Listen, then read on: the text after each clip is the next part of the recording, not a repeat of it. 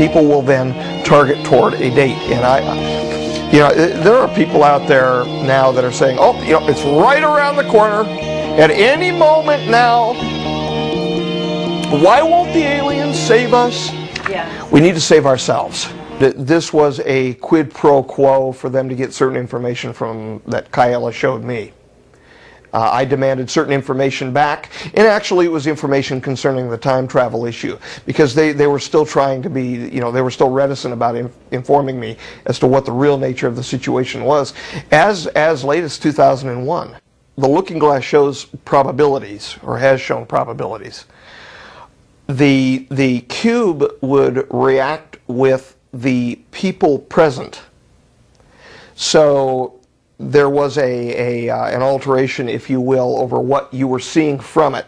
It would actually spin out as a yellow disc out of the top of it, where the word yellow book originally came from. Yes. Actually, I used that to our advantage at the T9, because that, in fact, was present at the T9, and I projected certain information which caused a little upset during the meeting, but I was also allowed to show them probable outcomes.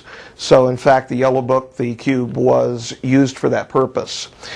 Shockingly, they happened to see themselves standing on the bones of their own families and things like that in the vision, and they ultimately decided to remove Lotus as well as certain abductions from the Town 9 Treaty. They were handing this cube around from country to country to the elitists in the countries to look into their own futures so that they could pick the best paths for themselves. I'm happy to pass along the information. I'm honored to pass along the information that I understand that the yellow book is no longer accessible. I will say this to everybody, whomever took it, it's in safe hands and it won't be used to harm humanity. How would you like to start? What's the best place to start as far as stargates are I've got a list of questions here in front of me, submitted by you two, all 30 of them. And, oh, I'm sorry, I shouldn't have mentioned the number. No. They are decommissioned. They are separated into their three components. There's a projection component, a ring component, and also a barrel component to both the Stargate devices as well as the looking glass device. The Stargates also have field posts, and again, I'm not a physicist, so I wouldn't be the appropriate one to make comment as to how they work. But there were field posts that were positioned around the actual gates, and they have been stored, I guess. I'm not certain what happened to the field components, but of the three components, they've actually been decommissioned, and liaisons to the European Union, the United Nations, and NATO are actually in possession of them, and there is no one group which has the other one of the other two components. Well, okay, so everybody's staring at everybody, and they're not. They can't put the equipment together because everybody is mutually dependent and looking questioningly at everybody else. So everybody is literally protecting everybody else. Of the actual base operating equipment, there are three components to it, which is a projection device of some sort, a barrel, and a set of rings, electromagnetic rings. Are we able to know how many man-made stargates there were on the planet? No. I'm not going to comment as to the total. I will say that there was over 50. Really? Yeah. Wow. In different countries of the world? Yes. Okay, and these are man-made? Yes. Okay, so, and natural stargates? Well, see, it's not a Stargate. It's a device which accesses. Okay, which accesses a portal, a wormhole, Does it or access a natural? In other words, the man-made device accesses a natural Stargate. It draws off from a natural ERB, an Einstein-Rosen bridge. Okay. It accesses it and somehow works, from what I understand, not in parallel, but almost like piggybacks on the energy of the natural Stargate. Yeah. Okay. So, in other words, if there were 50 man-made devices accessing, they would be accessing a corresponding 50 natural energy vortexes. That I don't know. There's a possibility, in fact, that when the looking glass was operated, they were usually worked in tandem. it required a second looking glass to be turned on at the same time to get acoustics through. So unless a second one was turned on, which was operated at one of the places where Will House had been, he saw the second node location, as opposed to the first node being over at the Papoose facility. Two pieces of equipment, two looking glasses, were required to be turned on at the same time to be able to hear acoustics or sound, if you will, from whatever the people were watching, but to go to piggyback in tandem with the visual response to the equipment. That it required two to be turned on to hear anything. And then both sides could hear the same thing. So I suppose both of the looking glasses being tuned to the same thing was accessing the same tunnel, if you will, to the information. Okay, yeah, that's what I was wondering. Okay, so the looking glass has an ability to show one the future, but a Stargate, or or equipment that accesses a Stargate or wormhole, is for time travel, right? We're talking about two different things. Yes. Are they using the same technology? Essentially, yes. The original device was the Stargate device. That was then increased in power, if you will, with the use of these field posts. And how it pumped up the power, how it stabilized it, I don't know. You'd need to speak with a physicist about that. Okay, and however, it increased it enough to where it became a looking glass? Well, had no. The abilities of a looking glass? No. It would be pumped up in power to stabilize the doorway, if you will, to step through into another location, right. Which, in essence, because distance and time are relative, the same thing. Step two into another time. The looking glass device was a back-engineered Stargate. Okay. So it was actually back-engineered from the original cylinder seal data, which allowed us to produce the Stargate access devices, if you will, what we call the Stargates. It's a back-engineered device, the looking glass is. So the looking glass is a secondary device, and it was coming into its fore in the 60s and 70s. And Will saw one of the first generations of it. From what I understand, very large piece of equipment. They always get smaller no matter what. I mean, look at what's happened with the computers. Will saw? Oh, yeah. Will House. House saw the original looking glass. He saw one of the original looking glasses demonstrated, and in fact, it's going to be in the DVD that we're getting ready to put out, the actual interview, where he was indicating firing of a bullet, I believe it was, through an object.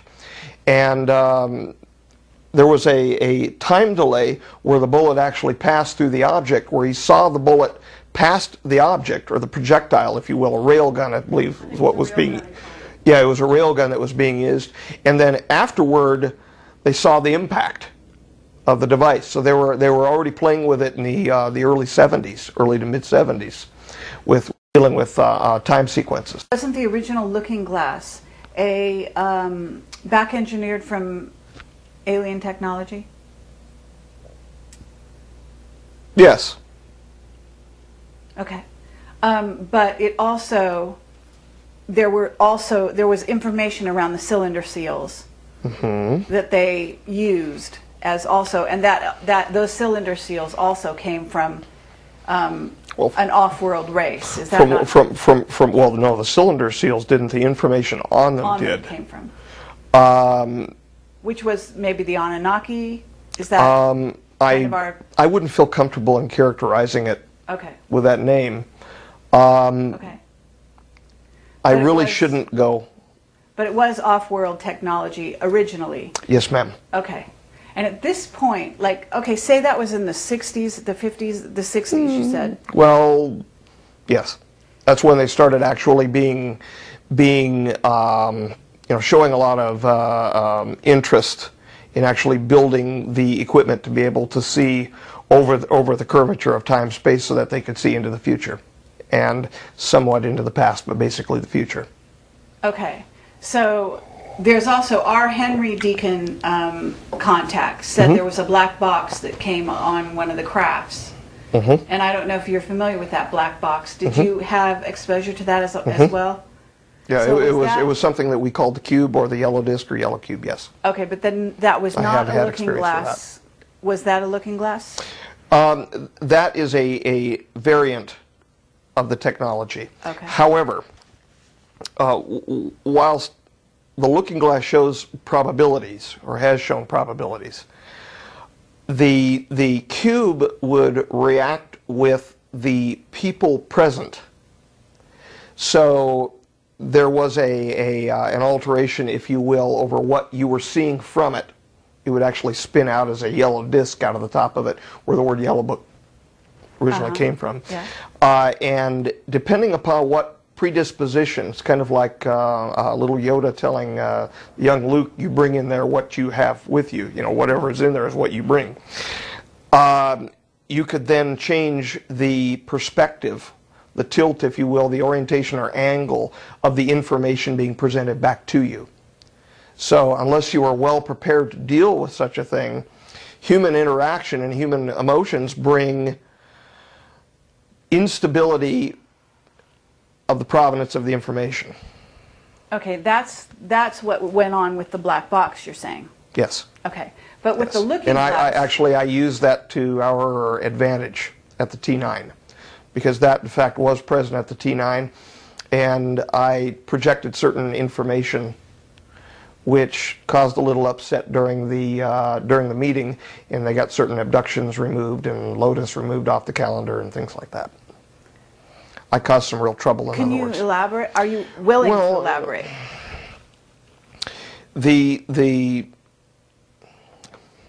Let me sit here and consider what I should and should not. During the negotiations for the Tau 96, I was asked to supply a model for the Lotus. In fact, Marcia and I were both asked because they knew tangentially she was involved. I agreed to do so, which is what you respond when you're a sworn operative. It's yes. Unless there are great objections. I was then taken to the location where the treaty was actually being negotiated. Give a short recitation as to the nature of Lotus. What was happening is the P45Ks used Lotus. They wanted to use Lotus for the back engineering of their own neurological problem. I was objecting to its use, but still was under orders to provide a model. I was prepared to do so, but I was also allowed to show them probable outcomes. So in fact, the yellow book, the cube, was used for that purpose. Shockingly, they happened to see themselves standing on the bones of their own families and things like that in the vision, and they ultimately decided to remove Lotus as well as certain abductions from the Tau 9 treaty. So we were successful in getting certain things removed. I think I can safely mention at this time, because we're only one OF9 and one Tau 9 treaty away from the passage through the completion of the passage through the galactic plane. So I think I'm pretty well safe to go ahead and mention it now. They're not going to be able to get it back, put on the treaties and all of that in the time that we have left. In other words, they got outfoxed. And that's what happens when you're negotiating in treaties. So you use the capacity of the yellow book or little black box to show them the future implications of what using the Lotus to amplify or to rectify their own biological problems? This is true, and that was skewed by, it takes a great deal of emotion to skew the imagery and the audio that comes with it. But I'll just say that I'm extremely vehement with regard to my objection for the Lotus being used, and apparently that vehemence was sufficient to skew the image enough to get them to jump back aghast and in horror. Wow. So, okay. And this kind of, like, just for the sake of the audience to some degree, you have seen in, I guess, the yellow book or in the looking glass, and you can correct me which one it is, the future of Lotus in a sense. How Lotus becomes, you know, once it's brought to the fore by you. Well, actually, no. No? No, I haven't. I haven't. The reports to me which came concerning the future of Lotus, which we're not going to get into in depth this Right. evening, was given to me as information. Oh, so you didn't see it? Personally see it, no. Okay. I was told. I see. I was told. That was during the early years, I say the early years of Lotus. It's only been going on for 6 years now. Right. But this was the latter half of 2001. And this was a quid pro quo for them to get certain information from that Kaela showed me.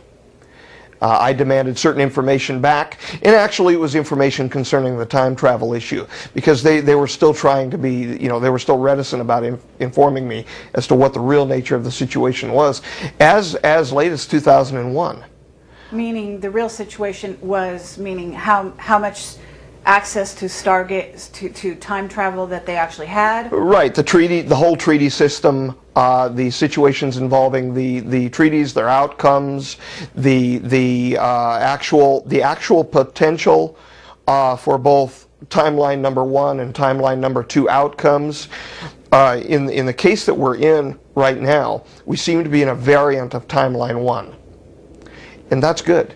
For everything that I've seen and have read and reported to me concerning timeline number 1, it's not happening exactly the way that they figured that it would. But then again, it couldn't, because we've made changes along the way which diverted us away from timeline number 2, and in so doing, our future, again, I regard our future as something which is pretty much a blank slate. We're writing it for ourselves.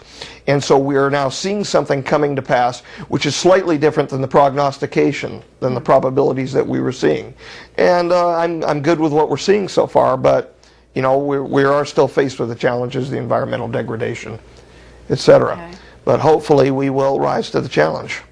Okay, so this is interesting because it sounds like Kaela was instrumental in getting you to have greater access to intelligence about what the Looking Glass was telling MJ12. Yeah, it was the information that he was providing me which provoked questions.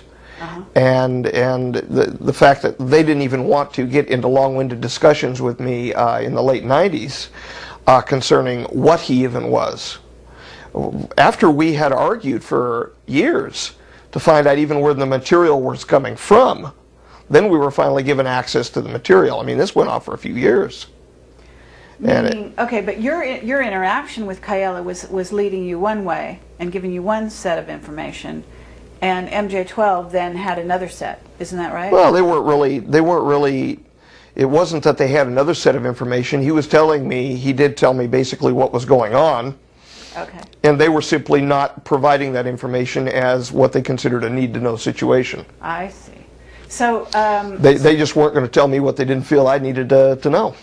But little did they, well, this is my paraphrase, but little did they know that Kaela was basically cluing you in.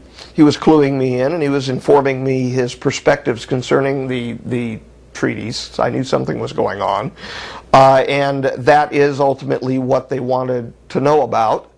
And I said, well, for you to know about that kind of thing, then I need to know about certain other things. It's, you know, it was truly a quid pro quo situation. And they said, well, okay, we'll tell you if you tell us. Right. So I told them, and they told me a little more. Wonderful. And it was right around that same time that Lotus was actually kicking into fore. The May 31st, 2001 event that took my prosaic project and basically threw it in the garbage can, and it turned into what it is now, this project that it is now. And as a result, I also found out from them where they said Lotus was ultimately destined. And that is, like I said, we'll discuss that in a slightly future date. But isn't it true to some extent that Lotus could help Kaela now?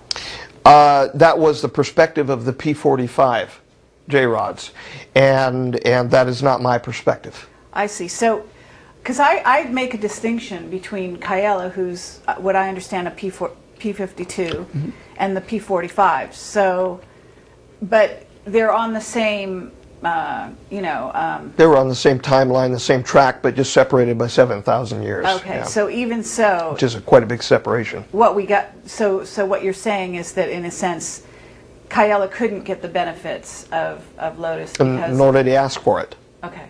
Nor did he ask for it. And you know, I will say this. This is something that David spoke with David on the phone not that long ago. I'll leave the last name off. I think you know who I'm... Sure, but we can use his name if it's okay with you. Well, sure, David Wilcock. Okay, yeah, because we just interviewed him. Oh, okay, wonderful. Yeah. And he was talking. We were discussing the same thing, which was the box, the cube. And I said, you know, I said, a strange thing happened. I was pro tempore made MJ9 for the 12 as a result of a bet that went on within MJ12. And I got a chance to tap who ended up being the last MJ9 prior to the adjournment. And before tapping her, who was the first female to ever set in the 12, I got a chance to look at certain documents and look through certain archives in Washington, D.C. prior to going across to the continent and meeting with some folks and telling them basically I wasn't interested in their offers. I'm talking about a trip to Brussels. The Illuminati? Yeah. Yeah. And during the same time, the cube disappeared. And it hasn't been seen since, and it disappeared out of the archives. Of course, I have no idea. I have no idea where the item may be, but I do know this: I'm happy that they can't find it, because what they were doing is they were handing this cube around, and this is a question that Bill had asked, whether there was only one cube. They were handing this cube around from country to country to the elitists in the countries to look into their own futures so that they could pick the best paths for themselves. Why don't they just live their lives and try to be good people? Why do they need a little black box to tell them when to jump and how to jump? That's not being fully human, or at least from my perspective and those of our associates. That's not being fully human. Yes. So, as I understand it, disappeared. Now, there have been certain, you know, allegations that have been made that during the time when I had, it's almost a year ago now, when I had the bad seizure. Yes. It was near the end of last year, was it? No. I think it was about a year. It was about a year ago, and I had a very severe seizure and was actually put out of commission seriously for a while. And there was a big hullabaloo to get over to my apartment to get something out of my apartment. What that object was, I won't comment. But I will say this to everybody, whomever took it, it's in safe hands and it won't be used to harm humanity. All right. In fact, the fact that it's in safe hands will prevent it from being used to harm humanity. It has been thus far only used, aside from, well, I mean, I've got to try to justify my own behavior in Bandolier of using it for the purposes of skewing to get Lotus off and the abductions off, but I think that was for a beneficial cause. Right. But it has been used since actually the 50s by the potentates, by the leaders of the various countries to skew the history. Wow, that's amazing. Of the human race. Right. And the common folk, the average people, all of us, have a right to a future which is our own, and not being skewed and designated and promulgated and promoted and provoked by blue bloods who feel that they are above everyone else. Well, thank you, Dan. You're welcome. I think we probably all owe you a great thanks for that. Dan. No, I'm happy to pass along the information. I'm honored to pass along the information that I understand that the Yellow Book is no longer accessible. Yes. That's all I know about it, though. I understand. I totally understand, and thank you for that information. That may be the reason too why the Illuminati hasn't done something to us, and it may also be the reason on the other end why the old Magi haven't, and it may be why they're all so quiet and Right. They I don't know. have the upper hand anymore, in essence. The people should have the upper hand, and they should have the upper hand for their own destiny, and that's why we too have gone as far as what we have to expose the NSSM 200 report, which was put in during the Ford administration, which I believe was written by Dr. Henry Kissinger, wherein he suggested the possible use of food as a weapon, and its use against, in fact, as a tool against the third world. Now, at the same time, we notice that there's a correlation going on. You can find this from the IPCC report concerning global warming, that if the world average temperature rises, I believe, between 2 and 3 degrees Celsius, that the northern hemisphere, the higher latitude growth will increase. However, if it goes over that, it will decrease. Yet the lower latitudes, by the way, that's where you find most of the third world countries, the 2 to 3 degree Celsius increase will cause starvation and crop loss. Okay. Now, isn't this funny? Yeah. How they're just allowing the global warming to increase with the provoking with the use of fossil fuels. I'm not saying that's the total cause. It's not. There are cycles involved, short as well as long-term cycles. But isn't that funny?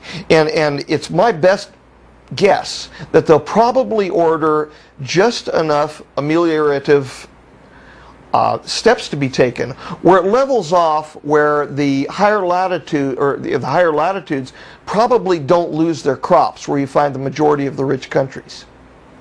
Interesting. Well, that's actually a fascinating political observation.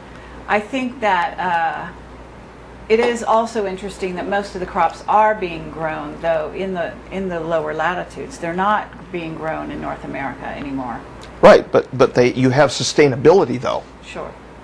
Whereas when you have the loss of the crops in the lower latitude, you're also losing a lot of the population from the third world, which unfortunately, according to the way that the documents read, some people find them expendable. Right.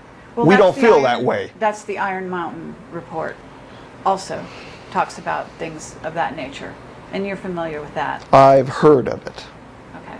Well, it's freely available on the net to be read. And it talks about that, something very similar to that. Right. I'm not one that likes to interject myself in politics at all. No, I like the state of the research. But at the same time. Well, at the same time, I mean, when we start hearing that the codex is being placed in place, which actually delimits food value. Oh, you can have all the food you want and starve to death while you're eating it if there's no nutrients. Right. Absolutely. When I start hearing that food is being used as a weapon, and it's being used concerning the use of fossil fuels, I start getting personally angry. There's not one person in the lower latitudes that's worth any less than me. Right. Right. You know, everybody is worth exactly the same thing on this earth, Yep. And unfortunately, there are individuals who feel otherwise. I understand. Okay, so Bill, the question you were asking, now that we've kind of, let's talk about, first of all, you mentioned Will Uhouse. The son of Bill Uhouse. The son of Bill Uhouse, who's very well known. Bill so who? we didn't realize that he was actually, it was the son, you were saying, Yes. who had access to that technology. Yes. Bill was the builder of the avionics and the testing equipment. The back engineered ARV testing equipment, the avionics. I actually saw some of the equipment, and this is in the tape that Marcia and I did with him in a room. I actually saw some of the equipment, some of the diagnostic equipment in the B bay underneath the Galileo bay that he actually built. And so when I started describing it, Will looked at me and said, "Oh, that's what my dad built." So we had a very nice little connection there. So are you saying? But it's Will who had experience around the looking glass equipment in the 70s. His son, Bill Uhouse's son. And Will Uhouse is alive now. Yes. Okay. Oh, yes. So that's very interesting. And that his wife Terry, they in fact, from what I understand, they met during the course of conversations concerning our information coming to the public. Terry and Will met one another, fell in love, and were married. That makes me feel kind of personally really good. Okay, well, so it sounds like Will knows quite a bit about what makes the ARV run then, if his father had something to do with the back engineering. Yes.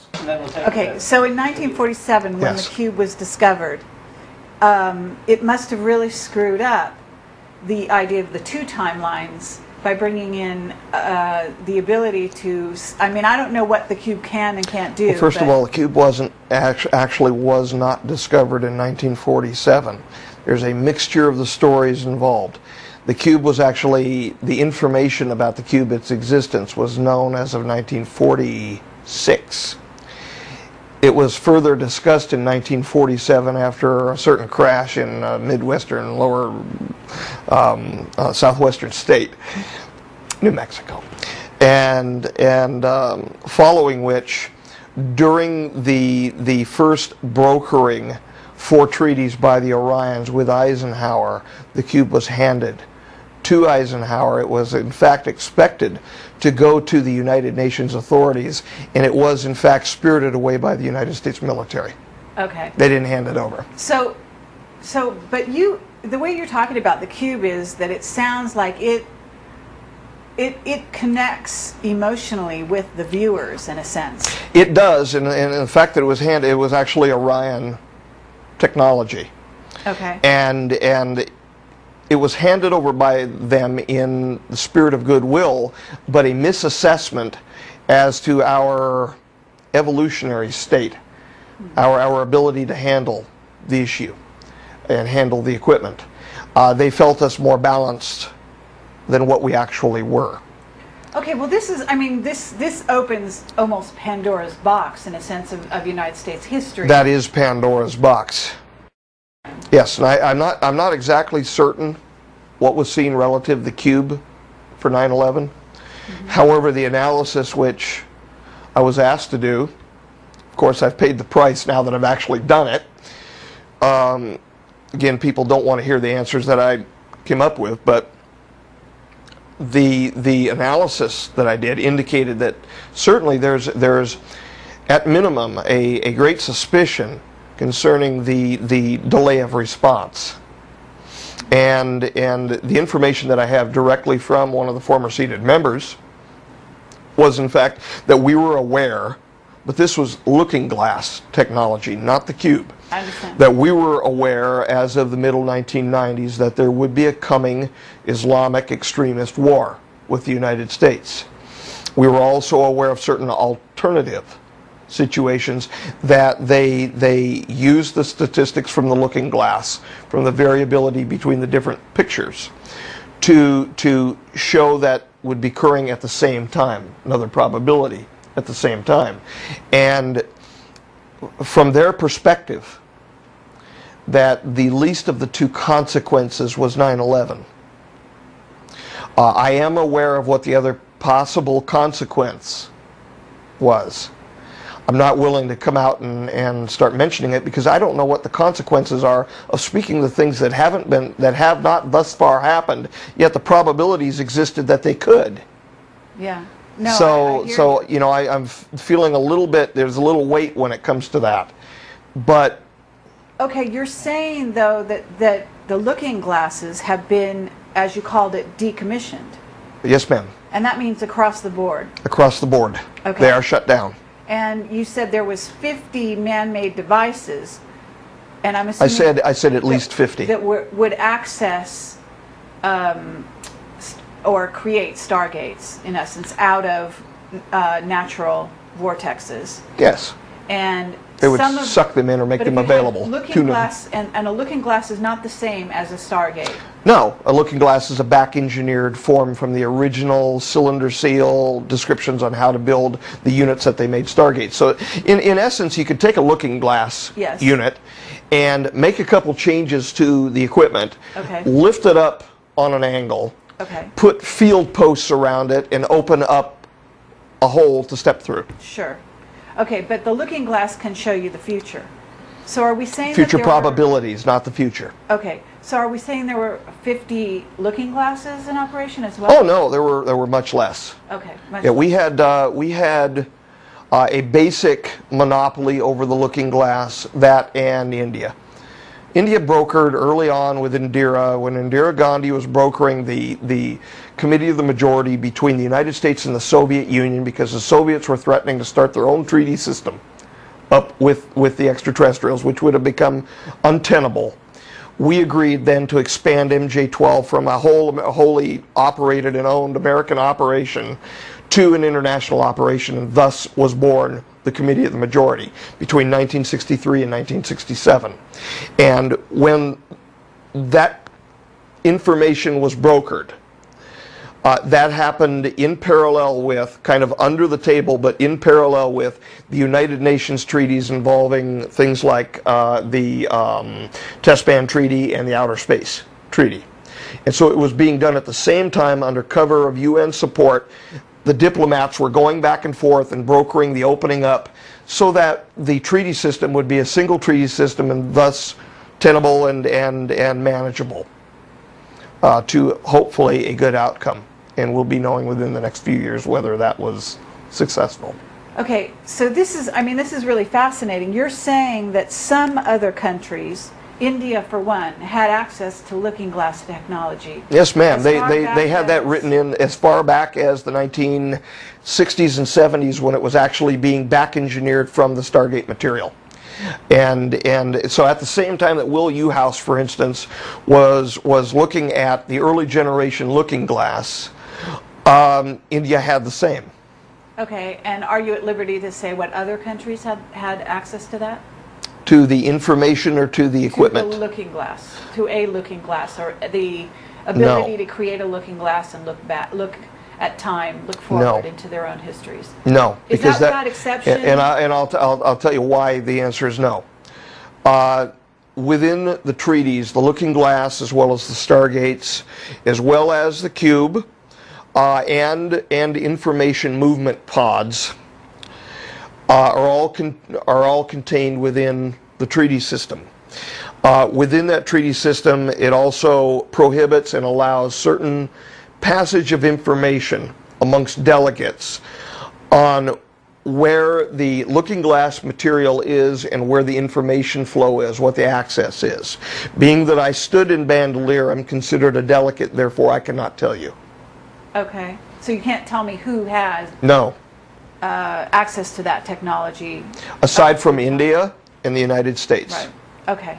No. So, but we can assume that some countries, perhaps, that is the leadership of some countries, may have had access to this technologies at some point. I think that it's fair to say that we can assume that they had access to the information from it, but I wouldn't place any characterization over any assumption of whom may or may not have had it. Okay. All right, well, I thank you for the question, though. Okay, but it also gives you a whole different way of looking at history. I mean, certainly. Indeed it does. You know, I mean, this stuff is got to be, you know, as natural to you as, you know, getting up in the morning, you know, and having a cup of coffee. This is all part of your worldview. Now, there's nothing as natural to me as getting up and having my cup of coffee. I'm sorry. Okay, but and we should have never built. We should, the Stargate, yes. Okay, for the purpose of speaking with the visitors from the other timelines, yes, absolutely. The looking glass, no. That was done because of our own shortcomings as people who aspire to things that we maybe shouldn't try to grab a hold of. Well, It should have never been built gives you power, right? We're talking about power and the misuse of power here. Yes. I mean, bottom line, right? Yes. So and I am an advocate against that misuse.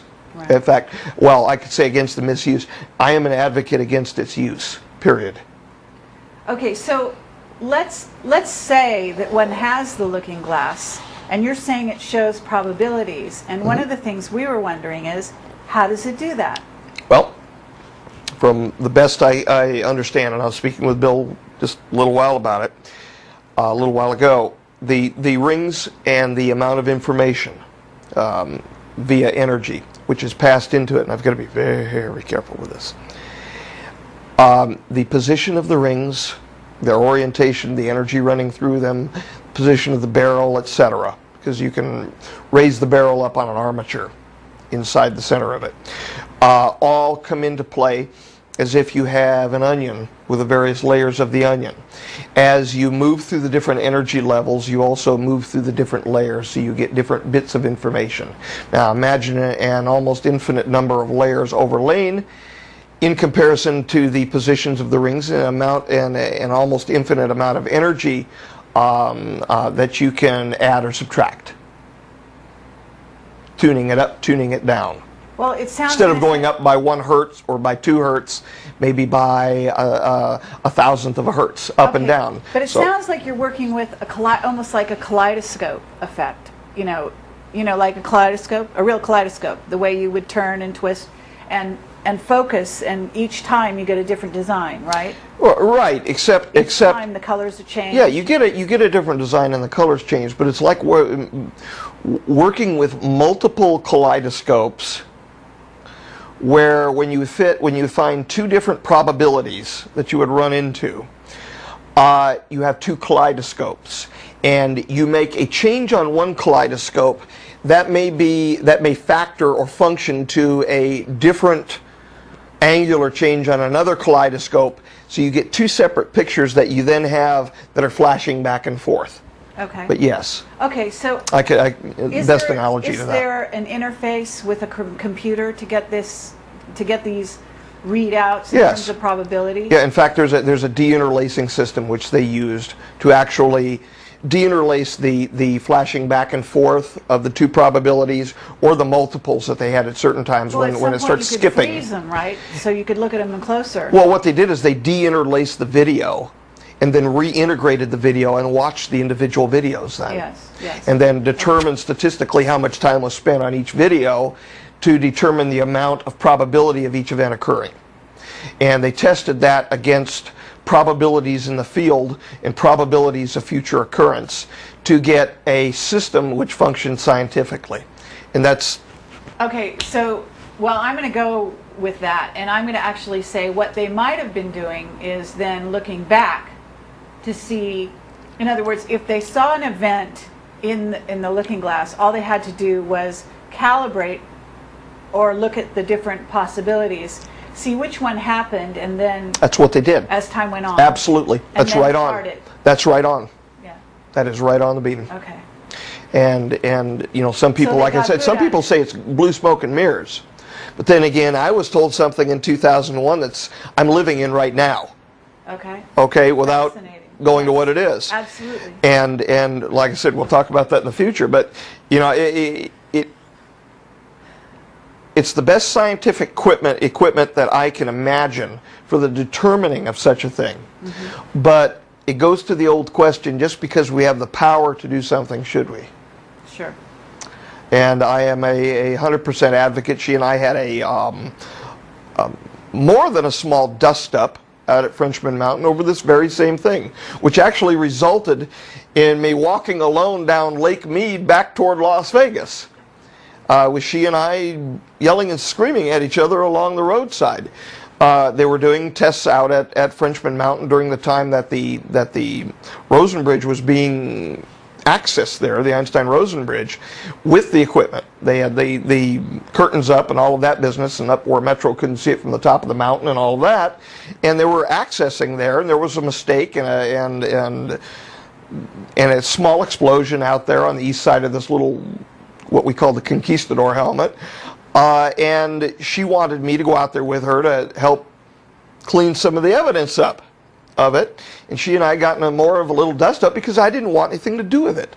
Because I don't believe, I'm no Luddite, I mean, I'm all for grand technology, but I don't believe in playing with things which actually deal with looking into the future. And there's another issue that was going on at the time, in fact, that the variety of communication which was going on via this equipment from elsewhere, I presume she will still won't admit to me, but I presume that it was from Orion. And it was information, defense-related information on how this type of equipment, how an Einstein-Rosen bridge at a distance could be used to pull information out of a defense computer system. And I don't mean a U.S. defense computer system. And I said, you know what? No. Look, we've got the technology here, we've got the talent, we've got the willpower, and we've got the willing to defend our own country without the use of something involving time technology. I wouldn't want to go up against, for instance, God help us, the Chinese on the ground. But at the same time, I don't fear their country either. I believe that we should be diplomatic with them and have a firm understanding and a respect for one another. But I also don't fear them. And so the use of a technology like that is not honorable to me. Right. Well, it's like knowing how the game plays out means you can play your advantage ahead of time and making sure that that eventuality will occur. That's why I was so interested in when I was doing my time with the jobs involving safety and security training and all of that here in Las Vegas, when I was interacting with Marcia and the I. Because we were literally on a daily basis talking about that same thing and about the psychology of individuals who come to a table to play a game and who cheat to alter the outcome of the game. And that whole psychology, it's something which I'm not, is not foreign to me. And so that helped, if you will, prime the wick of the explosion between myself and that variety of technology, which actually primed my disagreement with it. Okay, well, I understand what you're saying, and there's a million questions that all of this generates. I know. I know we don't have all night, but I would like to ask.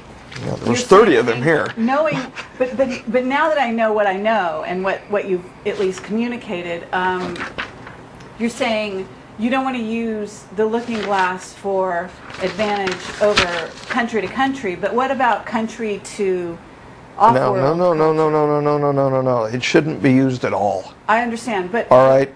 But is there something there? I mean, in other words, is this technology something that they are using now to look at our relationships with, because the technology is not being used at all right now. Okay, but the reason it's not used now is because of where we're going into the galactic, the plane of the... Yeah. As of about 2017, I would expect probably that all of these little pieces of equipment will probably all get reassembled, yeah. Turned back on? Oh, sure. 2017? That's quite a while. 2016, 2017. Oh, not until then? Probably not.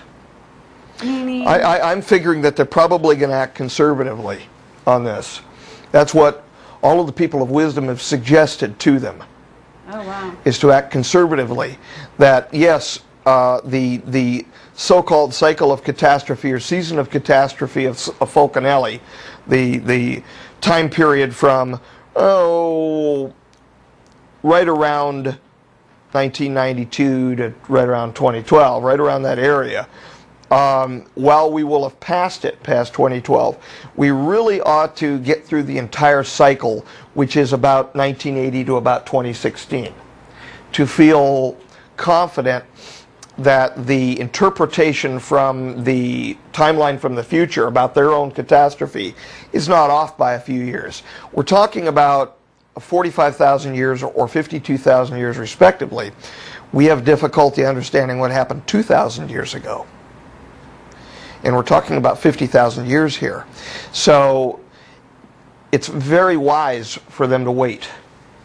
Okay, and you mean turn The looking glasses are now decommissioned, but also the Stargate technology. Yeah, they're decommissioned, and the Stargates and the looking glasses, I'm sure they're all in their little mothballed containers and all of that, and they have been separated. The three components of each have been separated and moved to different power structures, diplomatic and military authorities in the world. And we're talking about the EU specifically, the UN and NATO.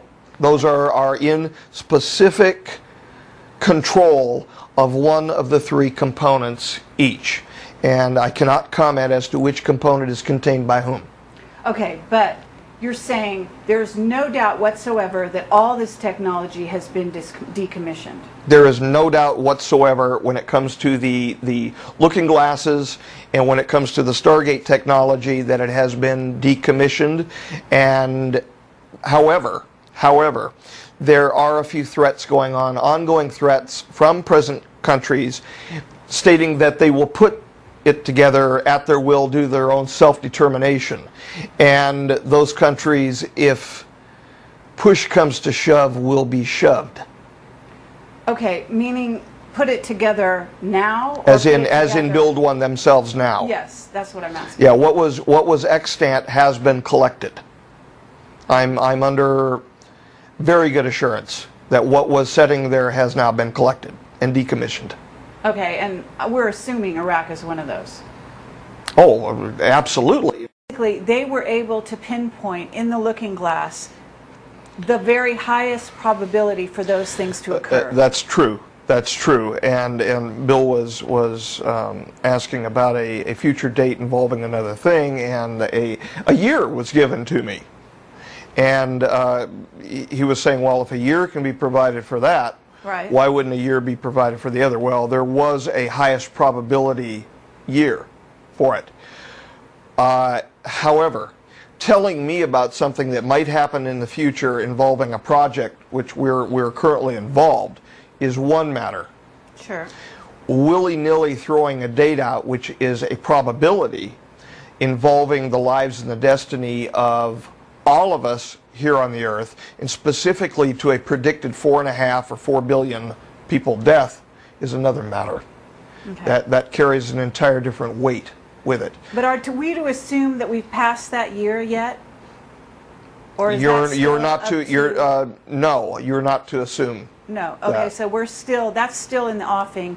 What we're looking at is a very low probability of the event, Yes. the event or the set of events Yes. occurring. Yes. At this point. Yes. We're looking at a low probability of the higher catastrophic portion of the events occurring.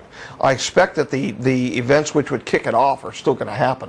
For instance, the solar max, which is coming at around 2012, and the expected loss of GPS equipment and things like that, which is out there as part of on the web. You can find that as Engadget, I think, was one of the groups that spoke about the loss of GPS and satellite communication. Meaning electromagnetic grid is going to go down. Yes, yes, okay. And that would be the time that I would expect the highest probability of the T2 event having correlated to the history of the J-Rods and the Orions.